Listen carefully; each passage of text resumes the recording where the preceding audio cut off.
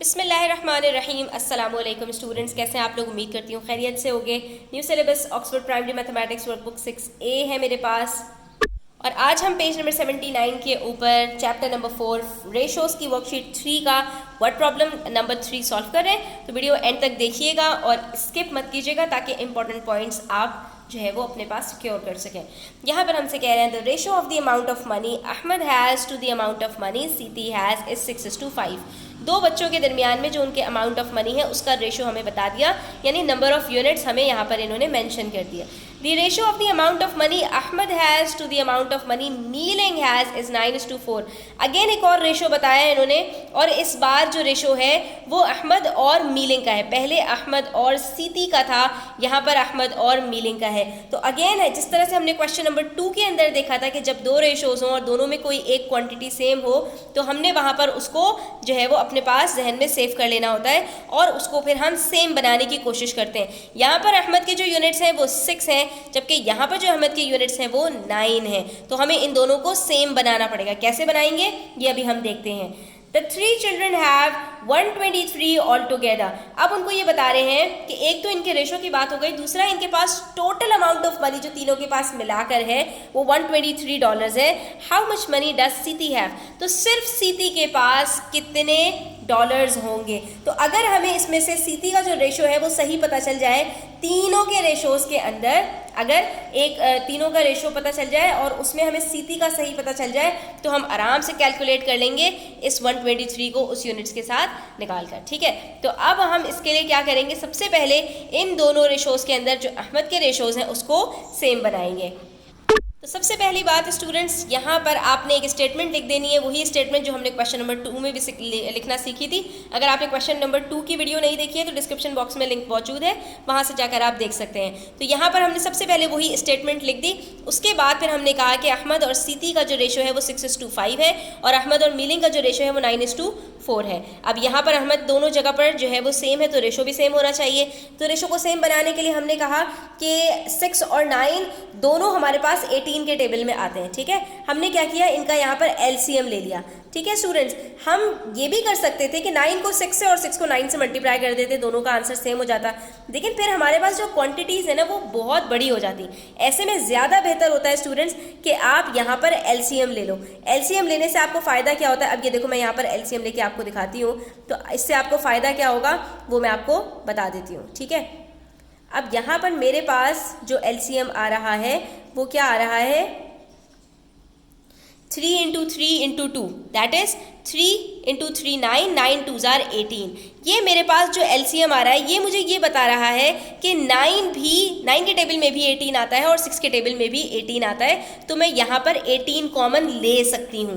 तो मैं क्या करूँगी, 6 को भी 3 से मल्टीप्लाई करूँगी और उसके साथ साथ 5 को भी 3 से मल्टीप्लाई कर दूँगी, और यहाँ पर 9 के टेबल में 18 कब आता है, 9 को भी 2 से मल्टीप्लाई करूँगी और 4 को भी 2 से मल्टीप्लाई कर दूँगी। ये स्टेप आपने यहाँ पर याद रखना है, और अगर ये याद रखने में प्रॉब्लम हो रही है तो फिर अल्टीमेटली आपके पास यही ऑप्शन है कि आप एक दूसरे से इनको मल्टीप्लाई कर दीजिए। ठीक है, 6 को 9 से तो 5 को भी 9 से, 9 को 6 से तो फिर 4 को भी 6 से। ठीक है, जो आपके पास आंसर आएगा वो थोड़ा सा आपके पास बड़ा होगा, लेकिन आपकी जो है वो गलती के चांसेस कम हो जाएंगे। ठीक है, वरना आप अगर ये एलसीएम लेने वाला मेथड याद रख लेते हैं तो इससे आपको जो है वो कैलकुलेशंस आसान हो जाएंगी। कैलकुलेटर वगैरह अलाउड नहीं होते, तो इसलिए मैंने आपको ये मेथड यहाँ पर बता दिया है। ठीक है, अब यहाँ पर आप देख सकते हो कि दोनों जगह पर जो अहमद का रेशो है वो सेम हो गया। यहाँ पर 18:15 है, यहाँ पर 18:8। तो इसका मतलब है अब हम इनको एक साथ रख सकते हैं और तीनों का रेशो क्या आएगा, अहमद/सीती/ मीलिंग का 18:15 × 8। ठीक है, ये तीनों का जब रेशो पता चल गया स्टूडेंट्स तो हम कह सकते हैं कि तीनों के जो यूनिट्स हैं उसको टोटल हम निकाल लेते हैं 41, क्योंकि हमें total amount of money given है तो टोटल को टोटल के अगेंस्ट में रखेंगे तो हमें 1 यूनिट पता चल जाएगा। ठीक है, यहाँ पर टोटल यूनिट्स हमारे पास 41 बन रहे हैं जो कि $123 के बराबर है। तो एक यूनिट किसके बराबर होगा, 123 को 41 से डिवाइड कर दिया। जब 123 को 41 से डिवाइड करेंगे तो आंसर आ जाएगा $3, यानी एक यूनिट बराबर है $3 के। तो हमारे पास सीती के कितने यूनिट्स हैं स्टूडेंट्स, 15 यूनिट्स हैं, तो हम इसको सिंपल मल्टीप्लाई करेंगे 3 से और हमारे पास आंसर आ जाएगा $45। यानी हमसे जो इन्होंने पूछा था कि हाउ मच मनी डज सीती हैव, तो हम क्या कहेंगे कि सीती हैव $45 डॉलर्स। तो ये सिंपल सा क्वेश्चन था स्टूडेंट्स, सिंपल तो नहीं था लेकिन ये है कि हमने सिंपल इसको कर लिया। तो 2-3 स्टेप्स आपने याद रखने हैं और इंशाल्लाह आपका जो क्वेश्चन है वो बहुत आसानी से सॉल्व हो जाएगा। नेक्स्ट हमारे पास क्वेश्चन नंबर 4 है, ये भी देख लेते हैं कि इसमें हमें क्या करना है। In a library the ratio of the number of English books to the number of Chinese books was 8:5। यहाँ पर 2 तरह की बुक्स का रेशो बता दिया कि एक लाइब्रेरी के अंदर इंग्लिश और जो चाइनीज़ बुक्स हैं उसका रेशो क्या है। इंग्लिश बुक के जो यूनिट्स हैं वो 8 हैं और चाइनीज़ बुक के सिर्फ 5 हैं। After the librarian bought 50 more Chinese books, 50 more Chinese books लाने के बाद द रेशो बिकेम 4:3। उसने क्या किया, उसने यहाँ पर कुछ चाइनीज़ बुक्स ऐड की तो अब इनका जो रेशो था वो चेंज हो गया। How many English books were there in the library, तो आप ये बताइए कि हमारे पास कितनी इंग्लिश बुक्स हैं लाइब्रेरी के अंदर। Find the total number of English and Chinese books in the library in the end, और आखिर में हमारे पास दोनों बुक्स मिलाकर कितनी हो गई ये भी अब आपने पता लगाना है। इस क्वेश्चन को आप ज़रा एक मॉडल से समझने की कोशिश कीजिए, इंशाल्लाह आपको बहुत आसानी से समझ में आ जाएगा। यहाँ पर हमारे पास 2 सिचुएशंस हैं, एक 50 चाइनीज़ बुक्स बाय करने से पहले और एक 50 चाइनीज़ बुक्स बाय करने के बाद। 50 जो है वो चाइनीज़ बुक्स बाय करने से पहले जो दोनों का रेशो था वो 8:5 का था। रेशो का मतलब ये है कि दोनों की नंबर ऑफ़ यूनिट्स बराबर है, ठीक है, सॉरी नंबर ऑफ़ यूनिट्स नहीं, लेंथ ऑफ यूनिट्स बराबर है। तो हमने कहा कि अगर इसके 8 यूनिट्स हैं इंग्लिश बुक्स के तो चाइनीज़ बुक्स के भी इक्वल लेंथ के यूनिट्स होंगे 5, ठीक है। हमने दोनों के यहाँ पर यूनिट्स बता दिए। उसके बाद इन्होंने कहा कि 50 चाइनीज़ बुक्स बाय कर ली तो रेशो चेंज हो गया 4:3 में। लेकिन यहाँ पर आपने इस चीज़ को ध्यान में रखना है कि इंग्लिश बुक्स आपके पास जो है वो सेम है, और यहीं से आप क्वेश्चन का सिरा पकड़ेंगे कि जब इंग्लिश बुक्स की लेंथ सेम है तो इनके जो है वो नंबर ऑफ़ यूनिट्स की लेंथ सेम रहेगी। सिर्फ रेशो यहाँ पर अब 8 से 4 हो गया तो हमने 4 ही बना दिए, उसी लेंथ के अंदर हमने 4 यूनिट्स बना दिए, और जिस लेंथ के हमने 4 यूनिट्स बनाए हैं अब उसी लेंथ के 3 यूनिट्स होंगे, ठीक है। क्योंकि चाइनीज़ बुक्स चेंज हुई हैं तो अब आप यहाँ पर गौर कर सकते हैं कि जो इंग्लिश बुक्स है उसके नंबर ऑफ़ यूनिट्स की लेंथ जो है वो सेम रही है, ठीक है। जो टोटल हमारे पास है, सॉरी नंबर ऑफ़ यूनिट्स की लेंथ नहीं बल्कि जो टोटल है वो हमारे पास सेम है यहाँ पर। लेकिन चाइनीज़ बुक्स जो है वो हमारे पास चेंज हुई हैं, कुछ ऐड हुई हैं। तो यहाँ पर हमारे 5 यूनिट्स की आप टोटल लेंथ देखिए और यहाँ पर 3 यूनिट्स की टोटल लेंथ देखिए, तो दोनों में आपको कुछ डिफरेंस नज़र आएगा, और वो जो डिफरेंस है यही आपके पास बराबर है 50 बुक्स के, ठीक है। क्योंकि इन्होंने कितनी बुक्स खरीदी हैं, 50 बुक्स, तो जो 50 बुक्स का एडिशन है हमें देखना पड़ेगा अब ये कितने यूनिट्स के बराबर है। तो अच्छी बात ये है बच्चों कि 8 यूनिट्स और 4 यूनिट्स को आपस में रिलेट करना आसान है। क्यों? क्योंकि ये जो 4 यूनिट्स हैं इसको हम 8 आराम से बना सकते हैं। सिंपली क्या करेंगे, सबको हम डिवाइड कर देंगे 2 में और ये हमारे 8 यूनिट्स बन गए, और जब हम इसको डिवाइड कर रहे हैं तो इसको भी डिवाइड कर देंगे। तो इस तरह से हमारे पास यहाँ पर अब जो चाइनीज़ बुक्स हैं उनके यूनिट्स 6 हो गए और इंग्लिश बुक्स के यूनिट्स दोबारा से 8 हो गए। अब दोनों जगह पर इंग्लिश यूनिट्स के हमारे पास बराबर यूनिट्स आ गए हैं। चाइनीज़ के अंदर हम देखेंगे कि कितने यूनिट्स का एडिशन हुआ है। पहले हमारे पास कितने थे, 5 यूनिट्स थे, अब हमारे पास कितने हैं, 6 यूनिट्स हैं, यानी सिर्फ 1 यूनिट बढ़ा है और बुक्स कितनी बढ़ी हैं, 50 बुक्स बढ़ी हैं। तो यहीं से हमें ये बात पता चल गई कि 1 यूनिट बराबर है 50 बुक्स के।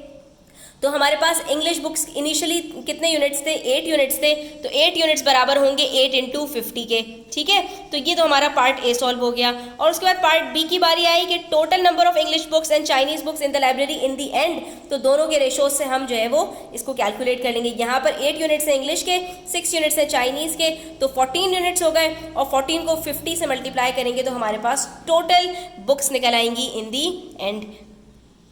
आपकी मॉडल रफ में बना लीजिएगा ताकि आपको यहाँ पर स्पेस मिल जाए सोल्यूशन के लिए। सबसे पहले आपने वही टेक्निक अप्लाई करनी है जो क्वेश्चन नंबर 2 और 3 में किया था कि इंग्लिश बुक्स के नंबर्स हमारे पास इनिशियली और आफ्टर जो है वो चेंज नहीं हुए, तो हमने उसके रेशो को सेम बना लिया है। किस तरह से, as the number of English books is same so its unit should be same in both ratios. Before हमारे पास इंग्लिश टू चाइनीज़ क्या रेशो है, 8:5 का, और आफ्टर क्या रेशो है, 4:3 का। तो हमने ये जो इंग्लिश के रेशोज थे 8 को यहाँ पर भी 8 बना लिया। कैसे, 4 2s are 8 होता है, तो यहाँ पर भी 2 से मल्टीप्लाई किया और इसको भी 2 से मल्टीप्लाई किया, तो नया रेशो हमारे पास 8:6 का बन गया। जैसे ही हमारे पास इंग्लिश टू चाइनीज़ के बिफोर और आफ्टर के रेशोज आ गए दोनों सेम होकर, तो यहाँ पर जो इसके अंदर रेशो में चेंज आया है, हमने कहा कि पहले हमारे पास चाइनीज़ के जो यूनिट्स थे वो 5 थे, अब 6 हो गए, तो इसका मतलब है जो इनके अंदर चेंज आया है यकीनन वही बराबर होगा 50 बुक्स के। ठीक है, तो वो जो डिफरेंस था हमारा वो सिर्फ 1 यूनिट का बन रहा था, यानी 1 यूनिट का चेंज आया था। तो हमने कहा कि 1 यूनिट बराबर है 50 बुक्स के। तो इसका मतलब ये हो गया कि इंग्लिश बुक्स के हमारे पास 8 यूनिट्स हैं, तो वो बराबर हो जाएंगे 50 इंटू 8 यानी 400 बुक्स के। और टोटल बुक्स हमारे पास कितनी है, तो टोटल बुक्स में हमारे पास इंग्लिश के 8 यूनिट्स ही हैं और चाइनीज़ के हमारे पास अब 6 यूनिट्स हो गए। तो 8 + 6 14 होता है। हमने कहा 50 को 14 से मल्टीप्लाई करके देख लेते हैं, आंसर आ गया 700 बुक्स। और आप यहाँ पर इस बात को प्रूफ भी कर सकते हैं कि हमारे पास अगर 4 यूनिट्स बराबर हो रहे हैं 400 के, तो 1 यूनिट 100 के बराबर है, तो 3 यूनिट्स बराबर होंगे 300 के, और 400 + 300 700 के बराबर होता है। इससे हमारा आंसर प्रूफ भी हो जाता है। आई होप स्टूडेंट्स से आपको क्लियर हो गया होगा। स्टिल कोई क्वेश्चंस हो, कोई क्वेरीज हो, कमेंट्स आप कमेंट सेक्शन में पूछ सकते हैं। और अगर आपको वीडियो अच्छी लगे तो लाइक कीजिएगा, चैनल को सब्सक्राइब कीजिएगा, अपने फ्रेंड्स के साथ शेयर कीजिएगा। अपना बहुत ख्याल रखिएगा। अल्लाह हाफ़िज़।